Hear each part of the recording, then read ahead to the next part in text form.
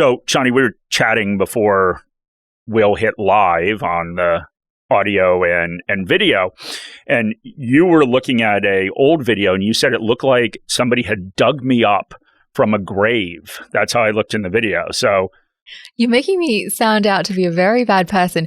You said this. And I asked you, I said, if I was buried alive and I had my phone and I sent you a message, would you come dig me up? And I just said there were a lot of variables to it. Is it raining? Is it cold? Yeah. So basically, you said if I was not buried in your backyard, then the answer is no. But, and even then, I spent a lot of time landscaping. So, okay. Well, I guess I would help to make your flowers grow in your yard.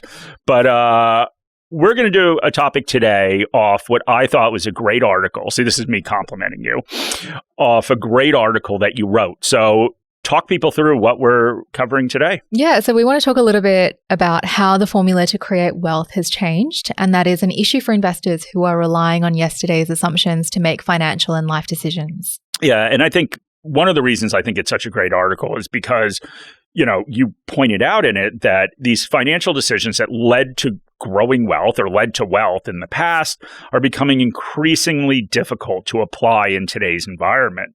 And this is not an exercise in bashing different generations, except for Shani bashing me.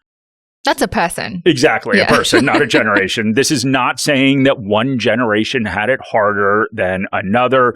It's really just an acknowledgement that conditions have changed and the assumptions we use too often, just using assumptions to make financial decisions, deserve another look.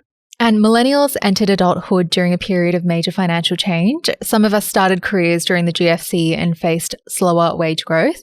As the first millennials considered purchasing homes, interest rates rose in response to post-pandemic inflation.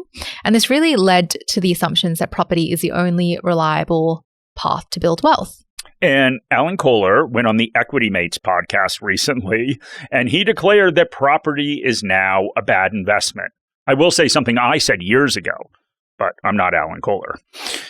He added that housing has to stop being the way that people build wealth. It just has to become, a house just has to become a place where you live. And nothing that we can tell you today will be breaking news about property, but it is constantly in the news cycle. And as Australians, we are hyper aware of the market. But for many of us, property has been the foundation of wealth creation. Yeah, and it's easy to look at what's happened in the past, but it's really important to go back and to figure out what are the things that shaped, what are those unique combination of circumstances that shape that environment. And so if we go back and we look at previous generations, they had decades of falling interest rates.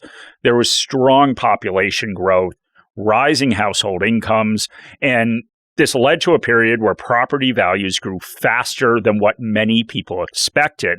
And for younger investors, repeating that experience may be more difficult. And we've also seen access to credit evolve significantly over time. While earlier generations faced much lower borrowing limits relative to their incomes, we've seen households gradually gain the ability to borrow substantially more as lending practices have changed. And this increased purchasing power helps support rising property prices, creating a very different environment than the one that home buyers face today. And given this backdrop, so the access to credit, the current market environment, it really isn't surprising that housing has become less affordable. So this new environment should change the equation when you start thinking about the opportunity cost of owning a home. Yeah, and I think it's just recognizing that assuming that buying a property automatically solves the wealth building equation, it's likely going to leave you disappointed. Buying property might mean giving up the chance to build a diversified wealth portfolio in exchange for accumulating one single asset with a mortgage attached. So a person with a $1.5 million home and limited investments might look really wealthy on paper, but their financial flexibility may differ from somebody with a diversified portfolio of shares, property, and cash. So we've spoken quite a lot about cash flow versus net worth, even though one of us was ridiculed about that. But having an asset that is just has an unrealized gain on your balance sheet is just a very different situation to having liquidity and cash flow coming in. That's right, Mark. And I used to work in a financial advice firm, and this was over 10 years ago, but the rule was always a principal place of residence and at least $1 million in cash as a starting point to have a comfortable retirement. And that amount has probably changed since I left that industry, but housing was mandatory in this equation. And there's a few reasons why it's not anymore. And the first is cost. So the cost of buying a property, buying your primary place of residence, and its maintenance is significantly higher today. So that makes the opportunity cost higher, as these expenses could be instead directed to assets that produce income and capital growth during an individual's lifetime. The second is that depending on the state that you're living in, rental protections have improved relative to what previous generations faced. So meaning stability as a renter is less of an issue. And then lastly, if most of your wealth is concentrated in one asset that needs to be sold to actually realize that wealth, your lifestyle is going to look very different than your net worth on paper would indicate, as we've spoken about before. And previous generations faced a different environment. Assuming the same outcome from the same pathway isn't realistic, the price of property, the impact on lifestyle through lower discretionary income, and the increased financial stress from more debt are all different to previous eras. This doesn't mean home ownership is a bad path to follow. A home offers a sense of security. It's a place to raise a family. It's a source of stability in an uncertain rental market, but it is, however, not the only or mandatory pathway to building wealth. Okay, let's move on to your second assumption, Shani.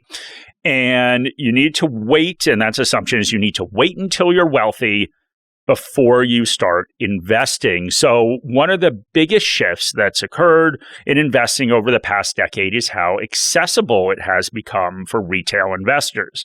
So technology has made it easier than ever to invest small amounts and still get a diversified portfolio. So research from CanStar and ShareSite show how broker fees have trended down consistently over time. The data is a little bit dated, but it shows the average brokerage reduced 15% over a 5-year period for a $1,000 trade. And this trend has continued with brokerage effectively free in some cases.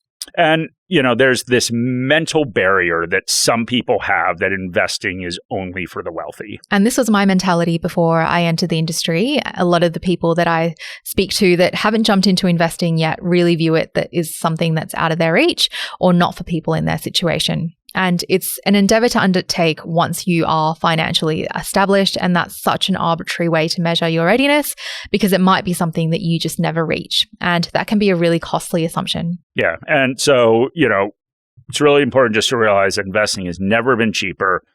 It's never required less capital. So young investors that do have that proper foundation in place can use time to their advantage to build wealth. And even if cash flow is tight, super is a great place to build wealth. And even small efforts early on can make a really big difference to retirement outcomes in the future. And ultimately, what we want to say is that investing is not an all or nothing decision. A regular investment plan, even with modest amounts, can create habits and build confidence. And if circumstances allow, increasing contributions as income grows can be a powerful wealth building strategy. And we're going to move on to your next assumption, Shani, and that is that successful portfolios need to be exciting. And this isn't necessarily a shift in mentality from previous generations, but the context in which we're building portfolios has definitely changed. So we've seen investing culture change dramatically. Social media has created this constant stream of basically marketing commentary, stock ideas, and stories about investors that made incredible returns. And ASIC finds that nearly half of Australians rely on social media for guidance. And that's even a greater percentage in younger generations. And this can be a real problem, especially considering some of the advice that is given. And as a side note, Mark has actually filmed a reaction video recently where he runs through some of the advice that is given by influencers on social media and what he thinks about it. And you can find that on our YouTube channel if you are interested. But it's important to understand that boring and steady investment strategies do not garner views. So naturally, the content tends to be quite provocative. And after viewing a lot of this content, it's easy to assume that building wealth means constantly trying to find that next big winner. And for a lot of younger people entering the market who grew up with this instant access to all this information, that temptation can be particularly strong. Successful investing is often less exciting than people expect. A diversified portfolio of low-cost investments is not a compelling story to tell at a dinner party, and I've been told that many times. It doesn't need to outperform every year. It might not benefit from every single market trend, but a boring portfolio has helped investors reliably build wealth over time, and there is some excitement to that. Yeah, and it's right, Shani. Investing is not about finding the most interesting idea like a social media algorithm. We know that markets reward patience, discipline, and just staying invested. So these qualities are difficult to practice when every headline out there suggests that there's a better opportunity somewhere else. Okay, so assumption 4 is that more information automatically leads to better investment decisions. And right now we're just going through my employment history at this point. But when I worked at an active fund manager, the mantra was fund managers had an advantage over regular investors. The professionals have hordes of analysts to analyze swathes of data. They're reviewing GPS images of shopping complexes to understand how many cars there are during busy periods. They're using water usage data to understand how many swimming pools are in each suburb. This information gave them an informational advantage and an edge to make better decisions. But things have changed, so access to this information is now democratized. Millennials have grown up with an unprecedented access to all of this different financial information. So it's easy to assume that having more information naturally leads to better decisions. In reality, the opposite can often be true. Investors are constantly exposed to opinions about what they should buy, when they should sell, and which markets are about to outperform. A study from Oracle found that huge quantities of information leave individuals overwhelmed. The study found that 93% of Australians thought the volume of available data had made their personal and professional lives more complex. 72% of respondents also found that the volume of data had stopped them from making a decision at all. And there's, of course, a phrase for this, analysis paralysis or choice overload. It often means that investors end up defaulting to the easiest option, even if it isn't best for them. So there are approximately 56,000 companies and 12,000 ETFs listed globally. There are 3,700 managed funds just in Australia. The U.S. market has 500,000 different corporate bonds. Then there's private markets and more exotic investments. So investors have a lot of choice where to put their money. And we see analysis paralysis a lot with super. A large proportion of Aussies stick with their default funds. Many people find it overwhelming to change a super fund. The fees, looking at performance, fund options, the sheer number of superannuation providers, they all contribute to the reluctance to change funds. And that's assuming that all of this information is easily accessible and not filled with jargon. It isn't hard to see why people don't engage with their super or change it. And Morningstar research from 2019 called Bigger is Better looked at the U.S. market, but these results are also applicable for Aussies. So they looked at 500 defined contribution retirement plans with over 500,000 participants. When the core menu of options grew from 10 to 30 funds for people to choose from, the percentage of members that stuck with the default option leapt from 74% to 84%. People are simply overwhelmed by choice. So yes, we do have more information than we had in the past. And yes, this should technically make markets more efficient than they were in the past. But what it can do is cause more people to hold back from a decision to make an investment or even invest in the first place. So wade through the noise by understanding what your financial goals are, what you're trying to achieve, and what investments work for your personal situation. And that can eliminate choices and make it easier to find a clearer path forward. So those are the 4 assumptions that we believe need to be changed if you want to build wealth in today's environment. But what has remained timeless is the foundation of successful investing.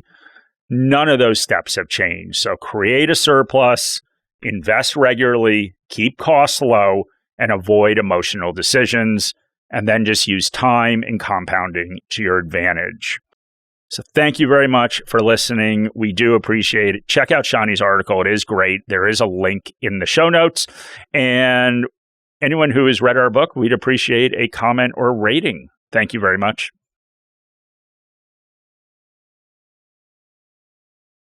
This video has been prepared for clients of Morningstar Australasia Proprietary Limited and or New Zealand wholesale clients of Morningstar Research Limited. Any general advice has been provided without reference to your financial objectives, situation or needs. You should consider the advice in light of these matters and any relevant product disclosure statement before making any decision to invest. To obtain advice for your own situation, contact a financial advisor.